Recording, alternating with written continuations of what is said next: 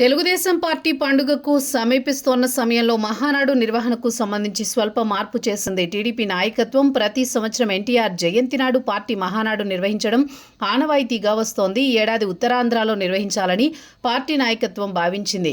శ్రీకాకుళం జిల్లాలో నిర్వహిస్తామని పార్టీ నాయకత్వం నిర్ణయానికి వచ్చి ఏర్పాట్లు కూడా ప్రారంభించింది. స్థల పరిశీలన కూడా చేసింది. కానీ మార్పు అనివార్యమని తెలుస్తోంది. జూన్లో ప్రధాని మోదీ ఉత్తరాంధ్ర పర్యటన ఉంది. అంతకు కొద్ది రోజుల ముందే మహానాడు నిర్వహించడంతో ప్రధాని పర్యటనకు అంత హైప్ రాదని భావించింది టీడీపీ హైకమాండ్. అందుకే మహానాడును వేరే ప్రాంతంలో నిర్వహించాలని సూత్రప్రాయంగా ఒక నిర్ణయానికి వచ్చినట్లు తెలుస్తోంది. భోగాపురంలో అంతర్జాతీయ విమానాశ్రయ నిర్మాణం ఓ కొలిక్కొచ్చింది. ట్రయల్ రన్ కూడా పూర్తయింది.